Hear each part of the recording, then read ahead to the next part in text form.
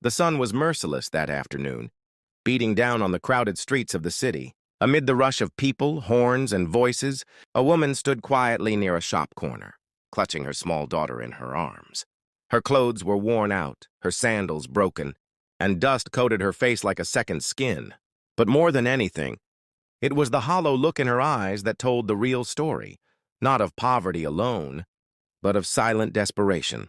Her daughter, barely 5 years old, was limp in her arms. She hadn't cried in hours, too weak even for tears. Hunger had settled deep into her little stomach, and her mother had long since run out of words, food, or hope. She had tried all morning, at the park, near the bus stop, outside the mosque, and now she had ended up here hoping for a miracle. She didn't want much. Just a piece of bread, just enough to keep her daughter's eyes open. Then she saw him, a young man, probably in his late 20s, walking out of a clothing store. He looked kind. He carried shopping bags, wore a neatly ironed shirt, and had that calm, satisfied look of someone who knew where his next meal was coming from. She hesitated, then took a breath and stepped forward. Her voice cracked as she spoke, eyes lowered in humility. "Excuse me, sir. My daughter hasn't eaten in 2 days. I'm not asking for much, just something to help us through today." The man paused mid-step. For a moment, their eyes met, hers full of pain, his full of uncertainty. He didn't speak, but his gaze softened. He was reaching for his wallet when a voice interrupted the moment.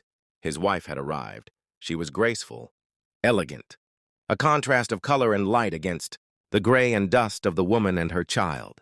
She looked at her husband, then at the woman standing before him. There was a pause, the kind of silence that hangs heavy where judgment usually lives. But then something unexpected happened. Without a word, she opened her handbag.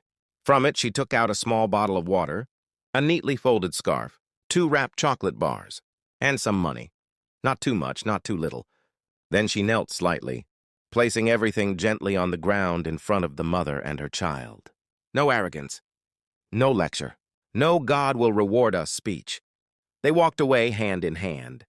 The woman didn't move for a few seconds. Her eyes welled with tears, but she didn't let them fall just yet. She looked down at the items, the water, the sweets, the crisp bills, and slowly knelt. She opened the bottle and helped her daughter drink.